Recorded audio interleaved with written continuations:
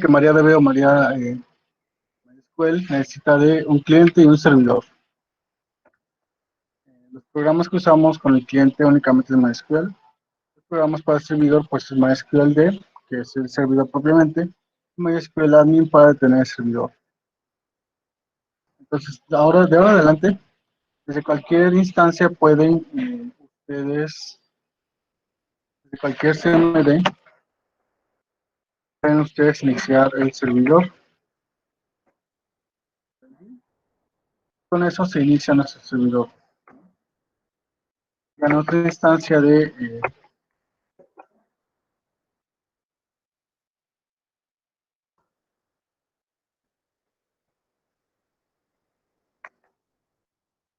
otra instancia de CMD podemos entrar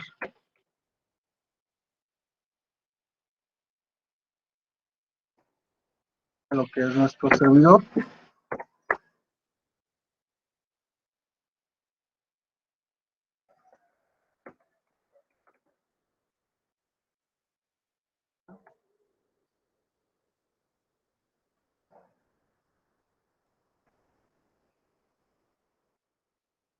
También de tener lo que es nuestro servidor.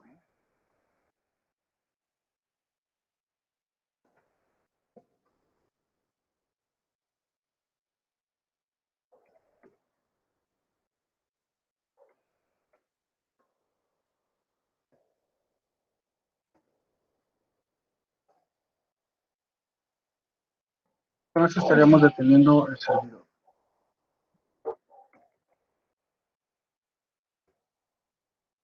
Entonces eso es algo que ustedes ya deben conocer.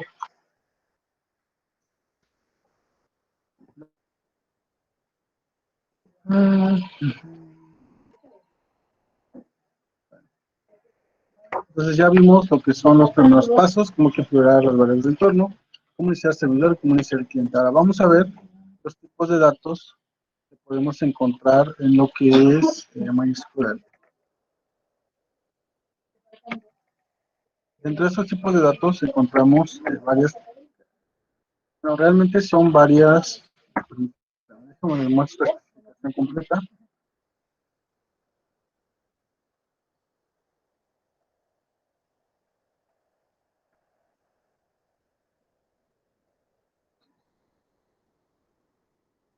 Bueno, dentro de esos tipos de datos, los que vamos a ver son los de texto. Desde ahorita deben ir considerando ustedes qué tipo de datos le van a poner a cada tabla que utilicen para sus entidades.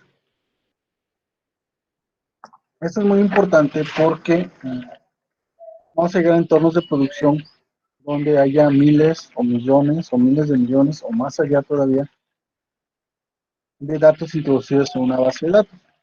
Entonces, cada letra, cada número, cada recurso que se almacena en un servidor significa espacio de almacenamiento, significa recursos a utilizar, significa costos. Tal vez en ese momento ustedes no lo vean porque lo que hacemos son prácticas muy pequeñas que pueden correr en nuestros equipos. Una vez que necesitemos tener una aplicación realmente grande, lo que necesitamos son servidores grandes. De hecho, me gustaría ver, precisamente el otro día estuve viendo un video de una startup que se dedica a hacer pedidos así como Uber Eats, ese tipo de servicios. Llegan a utilizar hasta 1000 servidores para dar soporte a los clientes. Entonces, imagínense lo que es manejar ese volumen de información, ya que necesitan hasta 1000 servidores. Nosotros hacemos prácticas típicas, pero ya en la vida real, la cantidad de datos que se manejan para esa parte, en los tipos de datos, de tipo texto. Ahora vamos a ir con los tipos de datos, tipo entero.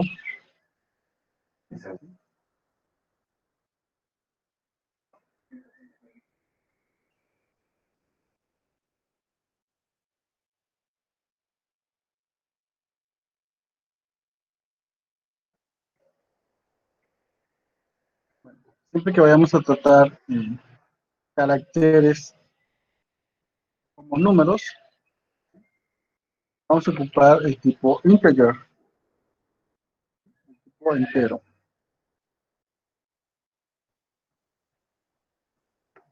Vamos a, vamos a utilizar, pues, tipos de datos numéricos. Tenemos varios tipos acá. Primero, pues, va a ser el integer,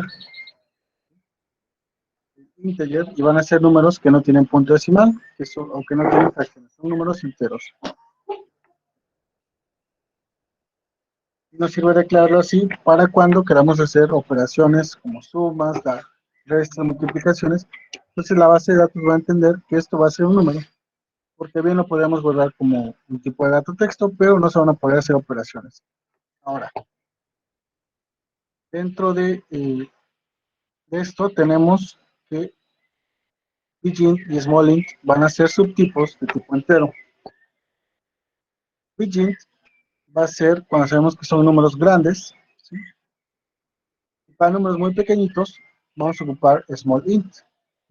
Entonces estos son números grandísimos de miles de millones, y estos son números como 99, 100, datos muy chiquititos. Después tenemos decimal y numeric.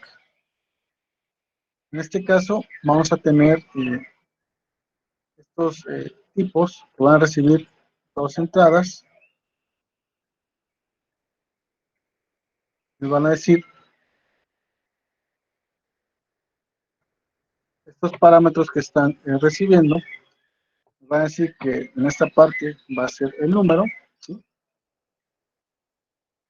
Y después van a ser los decimales que le vamos a agregar a ese número.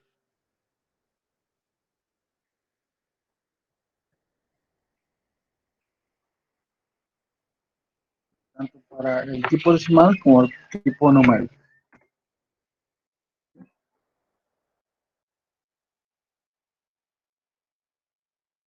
Y eso es también útil para cuando tenemos que manejar números como monedas, números que tengan fracciones. Y también para la precisión.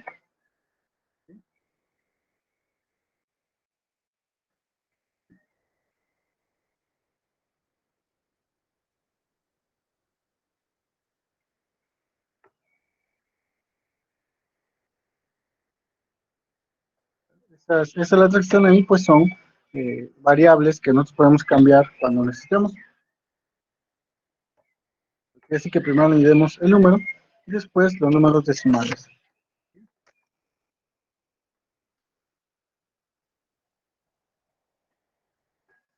También vemos que tenemos los tipos de dato fecha y hora. En este caso,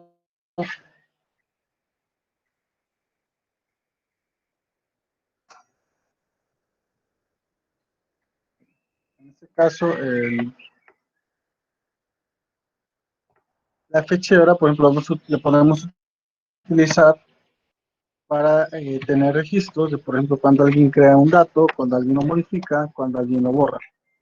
Entonces, tenemos el tipo fecha, el tipo tiempo, el tipo hora, perdón, el datetime y el timestamp. Te voy a explicar en qué consiste cada uno de estos. Vamos aquí con los tipos de datos de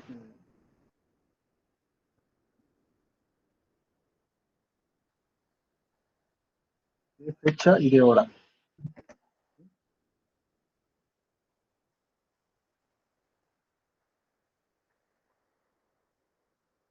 Muy importante en algunas ocasiones, por ejemplo, cuando registra un usuario podemos tener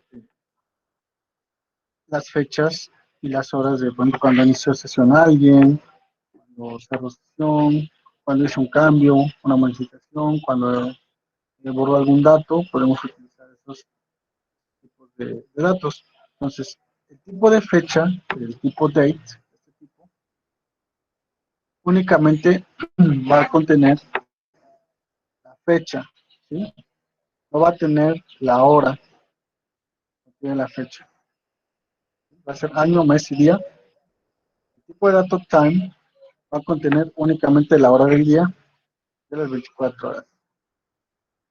Date time time y timestamp va a tener ambos datos, tanto la fecha como la hora, pero hay unas diferencias, bueno, una gran diferencia entre timestamp contra datetime.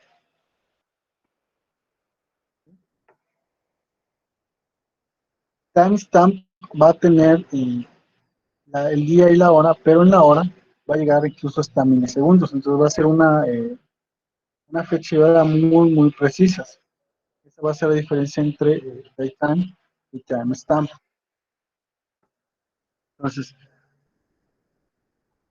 si queremos guardar algo con mucha, mucha precisión cuando ocurrió un evento, pues bueno, podemos usar timestamp.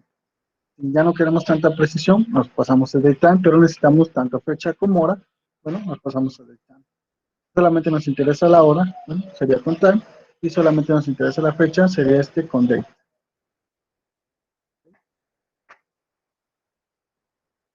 Vamos con el siguiente tipo de datos que son los lógicos. Este tipo de dato únicamente tiene uno que es el booleano. Este tipo de dato booleano, ustedes ya lo han trabajado en otros lugares, en otras ocasiones, y solamente puede tener dos valores. Un tipo de dato binario. Y en esto pues ya nos estaremos imaginando, el tipo de dato booleano puede ser cierto o puede ser falso. Puede ser uno o puede ser cero. Y eso nos va a servir para hacer validaciones, ¿no? Como qué tipo, por ejemplo, en nuestro caso, eh, este gran entidad que vamos a realizar, tenemos el post que nos va a decir, por ejemplo, si este post está activo o está inactivo. Por ahí ya teníamos algunos atributos de nuestras entidades. Y dentro de estos atributos, bueno, tenemos un atributo que nos dice si está activo o está inactivo este post, si está publicado o no se ha publicado. Entonces, ahí también hay una gran diferencia en el uso de datos, porque no, podemos escribir una palabra, ¿no? Activo o inactivo.